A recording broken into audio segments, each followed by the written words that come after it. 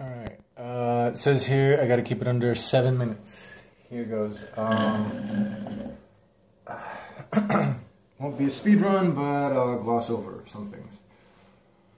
So, this whole alleged hysteria or concern, preocupación, worry over nuclear weapons. Nation states like North Korea obtaining nuclear weapons capacity. Okay, let's start with, there is two big possible ways to interpret this whole thing. And then there's a combination of both. So, one way, the world powers are using you as human shields. And or the nuclear threat is not as big as they're hyping up. So, let's start with contingency plans. Contingency plans, the continuity of government contingency plan, or COG as it's called in the United States of North America, the core of the American Empire. I don't think I've gone on video. Okay, no I haven't. The American Empire, the neo-colonialist world hegemon, supported by a widespread military and capitalist empire. It's hard to detail, so this is one of the things I'll gloss over. Already on 2 minutes now.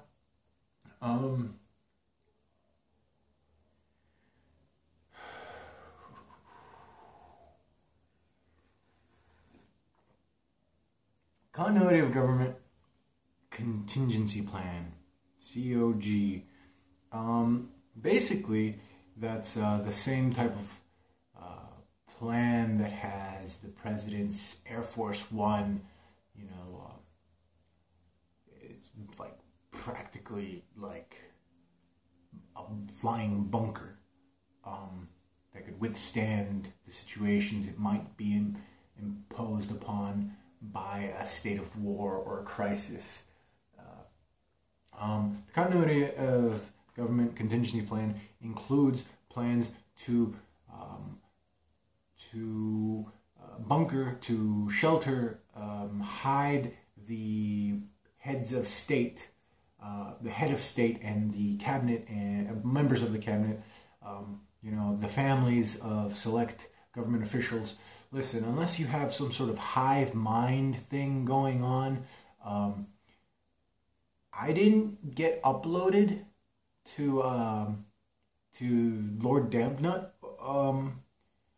So if we get nuked or whatever they're telling us that's going to happen, something that we should be afraid of, the terrorists, overthrow the government or the far right or the radical left or some shit.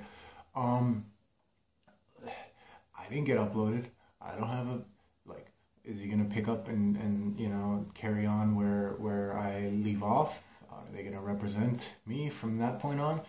It's like a handful of fucking people who have access to a fallout shelter, bunker, bomb-resisting shelter.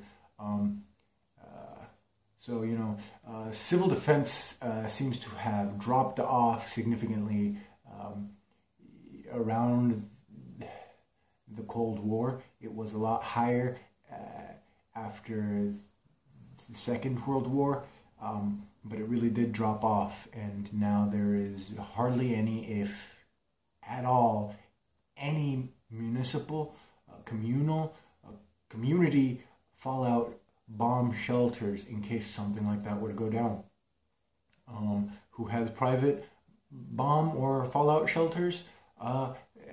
The same type of people who can afford the luxurious expenses of things like a panic room and things like that, where they could just hide out. As the rich people. The rich people. Like in the UK recently, a trend has been picked up by the magazines. The rich are building underground because of the cost of property and real estate. It's cheaper to build up and build down, and building down also has an added benefit of being safe from things like radioactive dust, which is fallout. Glossing over that, Google that. It's not the game. Game is similarly related, obviously, but not first two recommend. I don't know. Oh, all right, I got a minute and something. Right. So, why are these countries making such a big fuss over one small country acquiring nuclear capacity? How much uranium do they think is on the fucking planet Earth when there's already thousands of nuclear weapons on the planet, all distributed? Apparently, what you're missing here is all these other countries have thousands of weapons, or hundreds, at least several for some of them. It's flashing at me.